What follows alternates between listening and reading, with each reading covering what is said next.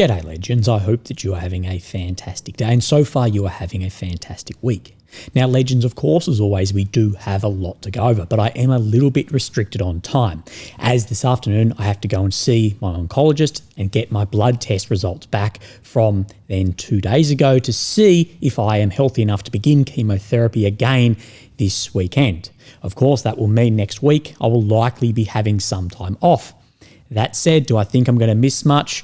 Well, what I believe will become of the meeting in Alaska on Friday, I think maybe far less than the expectations that are getting built up into this. And that's what we're going to talk about today.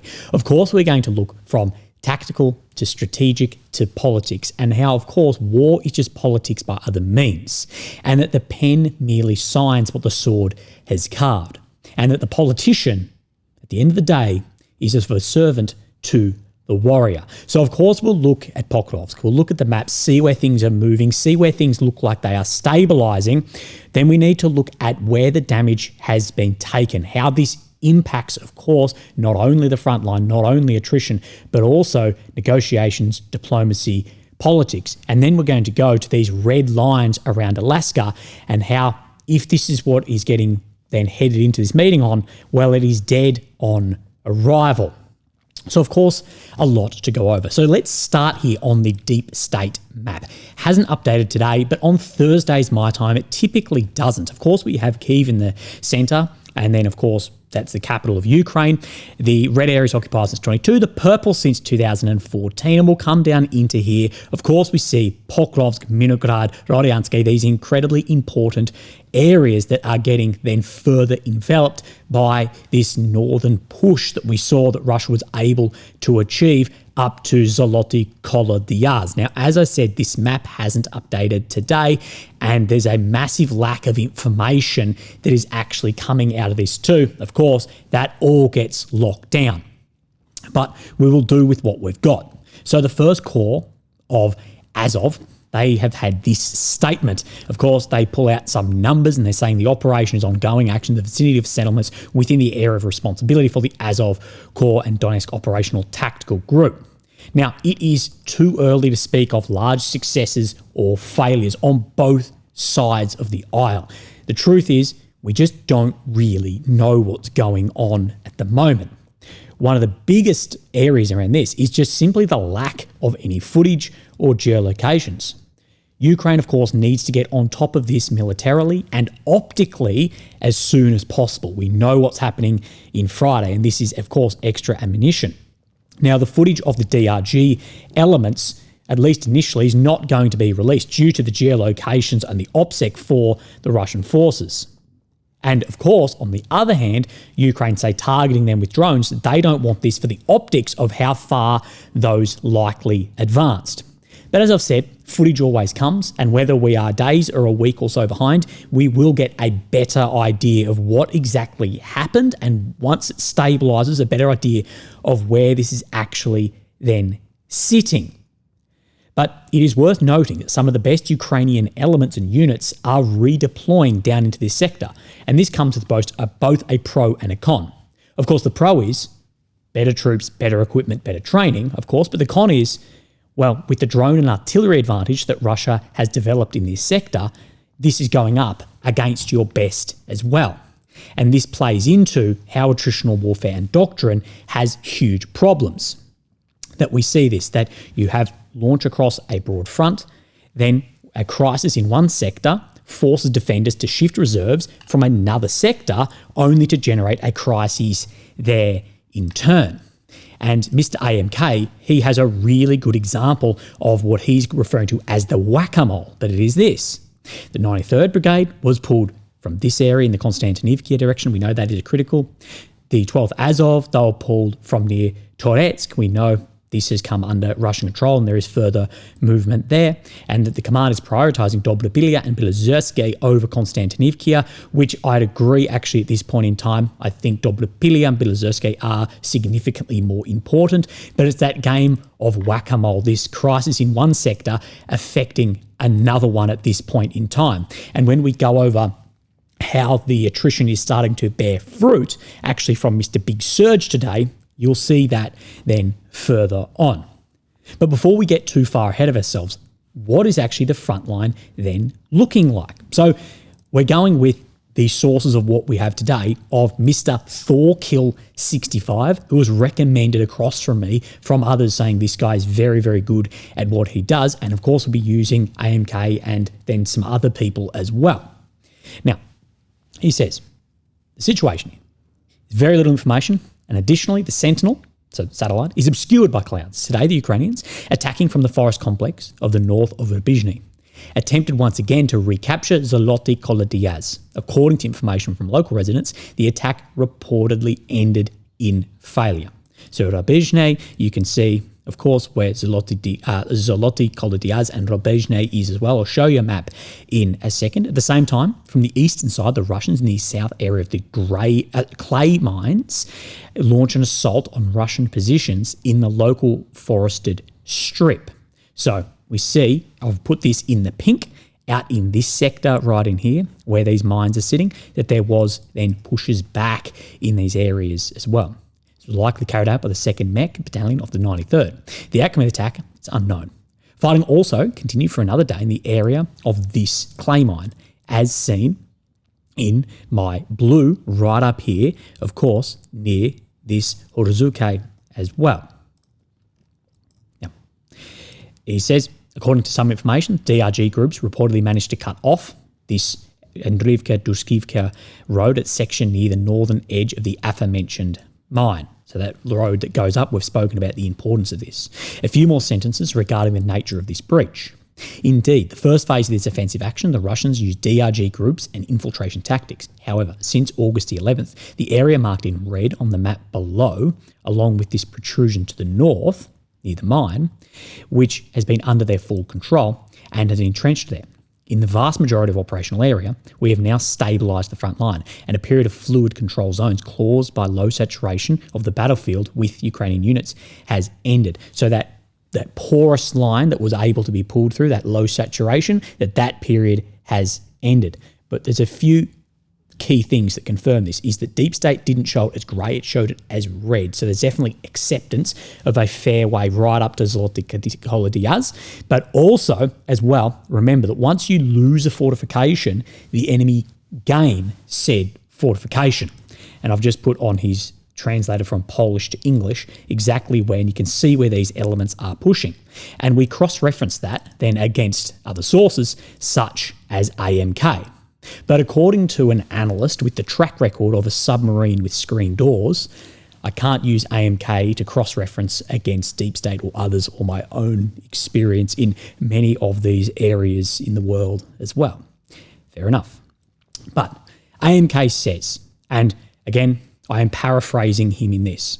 You can see where this front line does look like it has stabilised and where some of those prongs pushing out look like they have somewhat been controlled, but that it is stabilising back around this Kolodiaz area.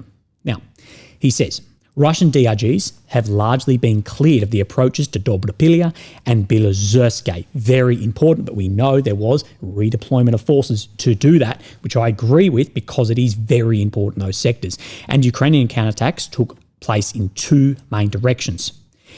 Or after resecuring the section of Dobropilya-Kramatorsk Highway, the Da Vinci Assault Battalion attempted to enter Zoloty Kolodiaz but were repelled by the newly reinforced Russian garrison. So it does seem like that they were successful. The Ukrainians were successful on some of these sides, but Russia was able to accumulate some level of forces into here, that it's not just groups of 2 or 3 on motorcycles that have been taken into this line, that there was a push and accumulation and looking like what it is at the moment. Again, a part that plays into saying that that is correct is that Deep State didn't show it as grey, it showed it as red. And although it showed it in a day, it's likely this built over a number of days. He says the 12th Azov Brigade of the NGU has begun digging around Rubizhny and Novaya Donbass. Rubizhny is contested, but mostly under Ukrainian control. Novaya Donbass is under full Ukrainian control after DRGs were cleared around Dobropilya. So we come into here, that Novaya Donbass is completely under Ukrainian control after this was pushed back and cleared, and Rubizhny is contested, but mostly under Ukrainian control, according to, of course, AMK, and we spoke about how Dobropilia is so important. Overall, the situation has significantly improved for Ukraine here, but the cost of other sectors of the front line being significantly weakened, notably Konstantinivka direction. This breakthrough will undoubtedly be used by Russia in the future for further gains. It has completely destabilised a section of Ukraine's main defensive line, let alone the psychological impact on that line as well. If you don't know what we're talking about of Konstantinivka, we're talking right here on the map today. But we're going to go a little bit deeper on exactly what is occurring around here and how this plays into then strategy and politics too. Now, from someone who has to remain anonymous. Speaking of which, Playfair thinks it's extremely likely that Ukraine's reinforcements will be insufficient to stop the Russian manoeuvre near Dobropilia. Well, we have seen that being able to then be sustained, but we don't know. We'll get an idea in coming weeks of if it can continue pushing. And he may well be right. But Zelensky claims that Russia is trying to shape the narrative. And if there's one thing we know Zelensky loves to do, is to shape the narrative himself. So I wouldn't be too surprised if he ordered completely unreasonable redeployments just to stop the Russians there, even at the expense of multiple other sectors. And even if it led to a far worse overall outcome than just retreating from Pokrovsk. So this retreat from Pokrovsk, leave that pocket to stop this, but to hold that narrative, having optics influence strategy rather than strategy influence optics. After all, for some reason, journalists seem to pay far more attention to Pokrovsk than to other areas. So you might think it would be optically advantageous. Of course, this ignoring of Konstantinivka, Siversk, and of course, Kupiansk.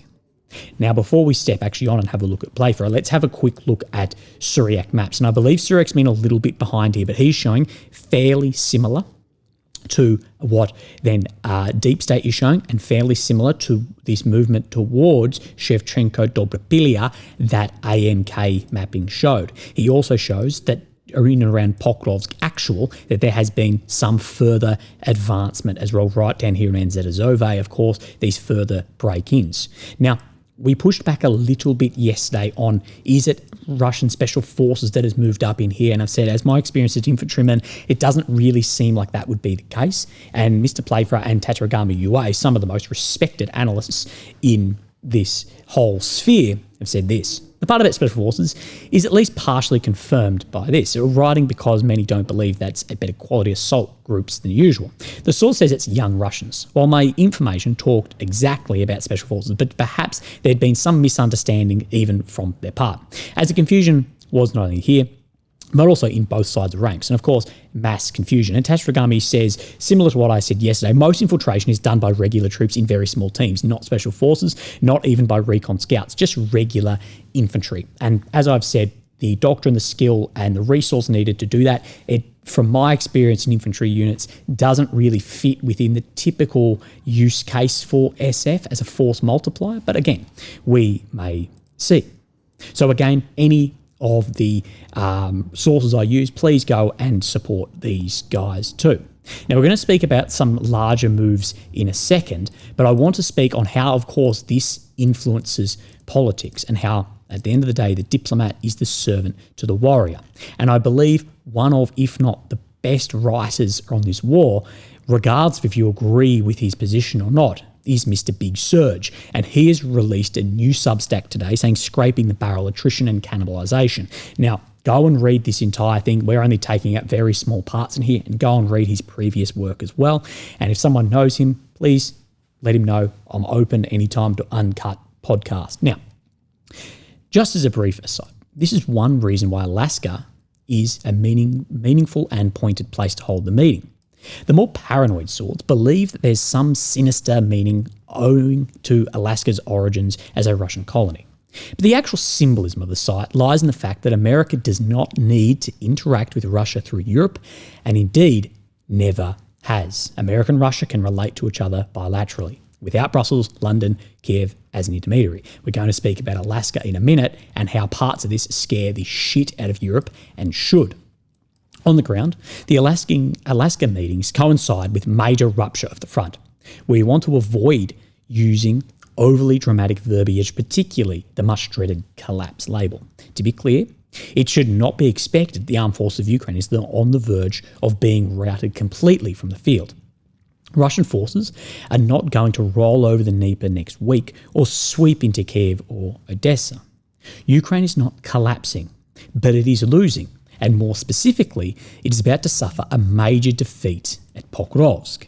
And we don't know how costly this defeat will be. What we do know, and we'll go over in a second, is time and time and time again, Ukrainian senior command has a no-step-back policy that they have not pulled out of Kursk, have not pulled out of Bakhmut, have not pulled out of Avdiivka, etc., etc., etc., that leads to way higher casualties that they cannot afford. What is happening is not the wholesale disintegration of the Ukrainian army, but we are clearly at a major inflection point between these two separate dimensions. First and foremost, the front has ruptured around Pokrovsk, and to a lesser extent around Kupiansk and Liman, creating one of the most severe operational crises of the war for the armed forces of Ukraine.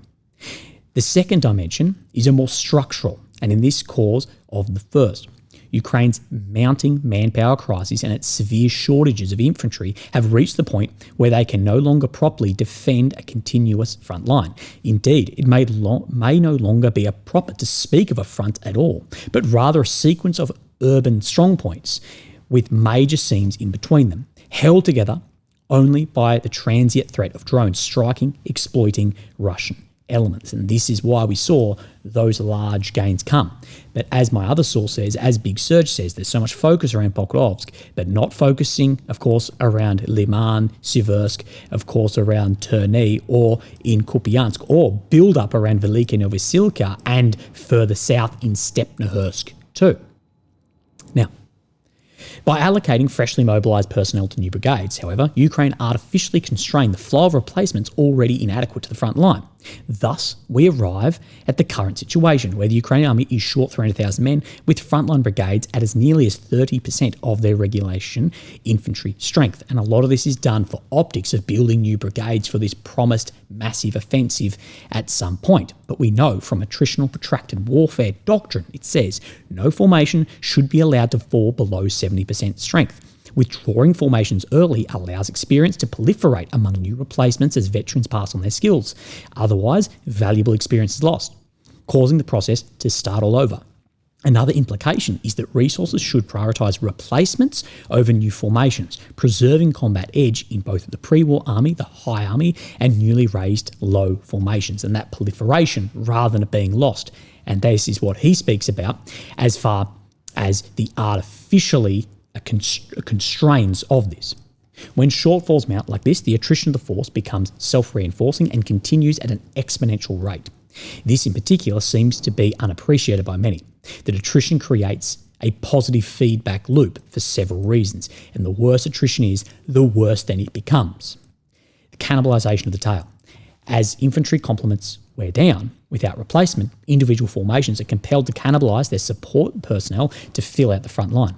Rear area personnel and artillerymen are sent forward to reinforce infantry brigades. They replace infantry ad hoc with personnel who are not trained for that purpose. And we've seen this again and again, from air defence to artillery to everything being put as infantry, because at the end of the day, infantry is the only ones that can seize and hold terrain.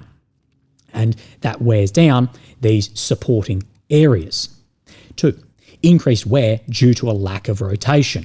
A lack of reserves to replace on the line, of course, under persistent Russian pressure. The use of drones to restrict the movement, of course, reduces combat effectiveness and increases depletion of frontline formations, keeping them pinned there. Of course, it's just fatigue overall. Number 3, increasing desertions, which of course, these are not mutually exclusive. That can all come into this too. The rising rate of desertion was already becoming a point of significant concern in 24 and has increased further this year. Disproportionate casualties, forced mobilisation, accelerated training timetables, and long stays at the front line without rotation all encourage infantry in particular to desert their posts. And again, this is that positive feedback loop that becomes, and why it gets worse and worse and worse. Misallocation of premier assets. Ukraine has a limited inventory of critical brigades that form a mainstay of its combat power, namely mechanised air assault, marine infantry and assault brigades. In 23-24, there were the formations expected to provide the heft of Ukraine's counteroffensives, both in the south and then in Kursk. Due to the general shortage of infantry, however, these premier brigades regularly become pinned in the line and are wasted on positional defence. the majority of Ukraine's premier assets are currently defending in the line on Sumy are in the Donbass. And that's exactly what we spoke about from the doctrine to AMK to my anonymous sources as well, about because you won't leave this up, these assets are constantly bouncing around, but it creates a crisis in another sector. This prevents Ukraine from accumulating resources to take the initiative and essentially downgrades the AFU's mechanised potential from a strategic asset, which can be used for proactive operations to tactical assets for positional defence. The situation can be likened to Germany in 1944, with dwindling force generation compelled by the Wehrmacht to waste their vulnerable panzer divisions and specialised formations by using them as line infantry. And again, at the end of the day, what you are trying to do is you are trying to waste your enemy's potential. Attritional warfare is about exhausting the enemy's resources until they can no longer continue the fight. And you want them to be drawn into costly, strategically not important areas as well. Further, and this goes on to Alaska, which we'll talk about in a second. Putin, actually, let's cover that one a little bit later on because that'll relate to the next ones on Alaska. Now, Wall Street Journal finally starting to see the light. Ukraine's once nimble army is mired in Soviet decision making. And speaking about then the no step back policy of not to leave these areas, after multiple days here, he conducted a fighting withdrawal that he did not have permission to do. And another platoon, they stayed behind to cover the retreat, but was nearly wiped out. He was investigated by the military police and SBU. He has said, if you're dumb and obedient, then they'll leave you alone. Then it goes further about then this as well, that up and down the 750-mile front line, many Ukrainian troops tell stories similar to this Shurshin's. One common experience, senior commanders have a number of occasions refused to authorise a timely tactical retreat, leaving men in danger of encirclement and destruction. Frontline officers say such a refusal show a wasteful attitude to men's lives by senior ranks who don't want to take the blame for losing ground. Of course, that plays into this self-fulfilling prophecy of attritional war. But also, it's finally coming out about how troops actually see Syrskyi. The more old-school command structure has emerged, of course, with Bakhmut and the defence of Bakhmut for 9 months, feeding many experienced army brigades into the meat grinder. The battle for Bakhmut continued for long after it was clear that Ukrainian forces would have to withdraw from this shattered city, which they finally did in May 23. It remains the deadliest battle of the war. And how many times do we know, and already said, Ukraine needs to withdraw out of this area and hasn't, even if troops are saying the same thing. And the butcher, General Syrskyi, as people refer to him as, and the head of ground forces directed a grim attritional slugfest, earning him the name the Butcher from the rank and file. Bakhmut began a worrying pattern for Ukraine's army. It was choosing battles its limited manpower couldn't find, even though it was killing more Russians. So there is an assumption here of that even though we're killing more Russians, we can't afford the manpower on this in an attritional phase. Any numbers like this, we don't have the numbers to say if that's true or not at this point in time. Syrskyi, the Butcher, remains widely unpopular with Ukrainian soldiers, many of whom seem as epitome of Soviet syndrome, micromanaging troops on the ground, delaying retreats or ordering assaults that lead to morale-sapping casualties or tree lines or other objectives with little strategic value. And again, I'd take what the word of the soldiers on the front line are saying over what someone on Twitter or Telegram is saying. Chaos in Kursk. Of course, we saw what has occurred and what became of Kursk. Ukraine's best assault troops stormed over the border last summer, catching the Russians by surprise, seizing some territories, seizing some prisoners too. Ukraine's government, they hoped the land could be a bargaining chip in peace negotiations. It ended up a catastrophe. Carrying the fight to the Russians was supposed to change the world's perceptions and boost morale at home. Again, propaganda needs to support military operations, not the opposite. Kursk turned into another attritional battle. This is why we said it should have been a raid. This gentleman says they cut off our logistics. By winter, we couldn't continue the operation effectively, but we just waited until everything started falling apart. And we see this again and again, this assumption that this slow, methodical pushback, but the front line does not show that. The informational war does. I don't care about. The front line does not show that. And Pokrovsk, these areas are showing that now, of course, heading into Alaska. But before we speak about Alaska, I've got sent across this from someone behind the scenes, very knowledgeable as well. And of course, anonymous. But just unsolicited unsolicited analysis.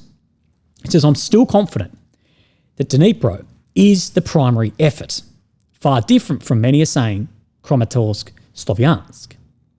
That I believe the arterial main supply routes, or MSRs, located to the east of Dnipro River are currently the main operational focus of the Russian Federation. Moscow has renewed its offensive from the south in the Zaporizhia sector, this Stepnohursk area, advancing slowly but steadily, and has now breached the primary Ukrainian defensive line near Pokrovsk in the southeast. Russian forces appear to be swarming into the area. Once they reach the tributary rivers, they can move along these waterways towards the key arterial main service routes, causing major disruption in the supply of Ukrainian forces along the eastern front. This would force the armed forces of Ukraine to rely on longer, more constrained supply routes with an increased traffic and fewer distribution hubs, making Ukrainian logistics easier to target. He also goes on, if you see where significant then waterways have been taken, you do see a large push then beyond that and the ability to track down this. If Russia manages to achieve this, I do not believe Ukraine will be able to maintain a stable defensive line along the Oskil River for long. We are already observing some of Ukraine's best combat units being redeployed southward to try and contain the breach. Areas that are becoming more vulnerable, such as Kupiansk. Attritional warfare is about exhausting the enemy's resources until they can no longer continue the fight. So thank you to that gentleman who sent that across. But Alaska, what we know is that war is politics by the means, a brutal, blunt force tool. But this is how it will work as well. And there's complete delusion about these meetings too. Big Surge says Putin will descend on Alaska with full confidence. As events on the ground proceed in Russia's favour, Ukraine has already made it known that they are categorically refusing to cede the Donbass. And it's easy to see how Kiev's pathologically devotion to its territorial integrity will upset the prospects for a settlement. Both Ukraine and Russia insist that the 4 disputed oblasts are non-negotiable and sacrosanct territories enshrined in their respective constitutions. Fair enough, one supposes, but constitutions have no real power. Armies do. And the Ukraine army is looking increasingly threadbare as it cannibalises its own force structure in a desperate search for warm bodies to hold the line. And this is very true, and it's a very forgotten about way of politics, which is ridiculous because it shouldn't be, because people conduct it like this all the time, is the Constitution's words and rhetoric. They don't have power. If that was the case, France would be the global hegemon and Macron and his husband. But armies have the real power. And regardless of how much you want to ignore this, the sword carves out what the pen will eventually sign. And this is the problem heading into operations where it looks like Putin will improve his position, has improved his position in the last week, and may continue to improve his position in the coming weeks. The Wall Street Journal says this: Trump agrees on Ukraine red lines with Europe before summit with Putin. They won't negotiate on territorial issues during Friday's meeting, but seek immediate ceasefire instead. The Russian government has reiterated its conditions for ending the war, that these remain unchanged. Among them is demand Ukraine withdraw from territories that Russia hasn't conquered. Of course, Ukraine has said we will never actually see that these are de jure control Russian territories and that it cannot be discussed without us. And Kyiv Independent, they say Donald Trump held a call with Zelensky and other European leaders 2 days before this. Zelensky saying, we talked about a ceasefire today. President Trump said this is one of his priorities in conversations with President Putin. Then German Chancellor Friedrich Merz has said, we want the correct sequence. First, a ceasefire. This must be the very beginning. Later, there may be a framework agreement. Third, Ukraine is ready to negotiate on talks and territorial issues, but our starting point is the contact line. And if this is how you're heading into this, it will be dead on arrival. Russia has made it very clear, and history of wars has shown that it is very common that negotiations will take place while the guns are firing. If Ukraine was in a position of strength, if they were taking territory, they were winning the attritional battle at the moment, and Russia asked for a ceasefire that would remove their momentum, we would laugh at the idea. And watch my interview with a colonel of the Swiss intelligence, Mr. Jacques Beau. He explains perfectly how in a holistic view of war, that Russians see negotiations as just part of the overall strategy, and they don't see it as significantly separate from tactics or strategies and politics, that it's a more holistic view, and they are completely fine with this happening as guns are firing. These continue. That MERS convened the meeting amid concerns that Trump and Putin, a Soviet-trained former intelligence officer, could strike a deal that would be harmful to Ukrainian and European interests, according to officials. The meeting was very constructive. MERS said after the call, Trump told his European peers that he wouldn't negotiate on territorial issues, which Ukraine must discuss with Russia. Trump pledged to ask for an immediate ceasefire in the meeting, but he didn't expect Putin to agree. So what I would ask is, what happens if Putin just goes no? And if that's where you're coming here for, if that's why we're meeting here, we have nothing else to talk about because I'm going to improve that on ground. Now, MERS said, we Europeans are doing everything in our power to set the right foundations for this meeting. No, you set the right foundations on the battlefield. Fundamental interests of Ukraine and Europe must be secured in Alaska, but they're shit scared because they're not there. MERS said Zelensky demonstrated in the meeting that Ukraine is ready to discuss territory, but Zelensky also said that the starting point for negotiations must be the current battle line. So that's where it's starting, expecting to get a lot more back. Zelensky said anything to the Ukraine cannot be negotiated without Ukraine. Macron, who was in the meeting, said that Trump made it clear that any security guarantees offered to Ukraine as part of a potential peace deal with Russia wouldn't involve NATO, but there would be some level of security guarantees, saying President Trump was very clear the American desire was to obtain a ceasefire at this meeting in Alaska. I thought we would be well beyond this talk of ceasefire. European leaders and Zelensky presented Trump with 5 succinct red lines to carry into the Alaska summit. Ceasefire as a prerequisite for any further talks, any territorial discussions to start from the current front lines, binding Western security guarantees that Russia must accept, and Ukraine's participation in the talks, and support from both US and Europe, including Ukraine, for any deal. European officials initially sought direct representation at the Alaska meeting, but they dropped that demand. I think they weren't offered that demand. But publicly calling for Zelensky to be part of any talks with Putin. Trump told MERS on Sunday Zelensky would be invited to a second meeting with Putin if the Alaska talks paved the way for direct negotiations. Firstly, walk into this carefully, because I wouldn't take exactly what Trump has said as exactly what will happen. Because these demands, they don't reflect what is occurring on the front line at the moment. Of that will be the starting point. There is complete utter delusion about what is occurring on the battlefield and the problems that are becoming. Now, I believe Trump knows this. He's a more realist leader. But again, if this is what's walking into here, and if Putin does believe, well, if this is where you're starting, and I believe that militarily I can get a better result with the sword rather than the pen, we know that then he'll choose the sword and carve out that and then sign it off with a pen later on. That again, if this is where it is starting, there's delusion about the actual standing points of the front line and the two forces that are fighting at the moment, and how, at the end of the day, politics bows to the battlefield realities. But this is a very interesting part here, and this was actually number 8 on my 2025 predictions of US and Russia relations, and this terrifies, rightfully, should terrify the EU. But again, it doesn't reflect the battlefield. Trump offered Putin minerals for peace. That Trump is preparing to offer Vladimir Putin access to rare earth minerals to incentivize him to end the war in Ukraine. That he's going armed with a number of money-making opportunities for Putin. They will include opening up Alaska's natural resource to Moscow and lifting some of the American sanctions on Russia's aviation industry. Not all of them, just aviation. Again, I don't think that's enough to give up his other demands. Proposals include giving Putin access to rare earth minerals in the Ukrainian territories currently occupied by Russia. But they're currently occupied by Russia. He's going to have access to them anyway. So Putin has access to these. There's bombs flying. So yeah, okay, there's not mining companies moving in on some of those areas, I should add. But again, he's going to say, well, even if the war ends here, I don't need your permission to mine these materials. Okay, he's selling them on the market. There's lots of countries do not give a shit about where that mineral came from, actually including the US with all of their uranium. Mr. Percent, exploring economic trade-offs the US can make with Russia in order to expedite a ceasefire agreement. So basically saying we give you some access around Alaska, access to minerals which of course you already occupy, and this is going to incentivize a ceasefire. Again, I have little hopes that this will actually be anywhere near anywhere near enough. Mr. Trump is also considering offering Russia opportunities to tap into valuable natural resources in the strait that separates it from US and Alaska, separated by Russia by just 3 miles in the Bering Strait. It's estimated to hold a significant undiscovered oil and gas reserves, including 13% of the world's oil.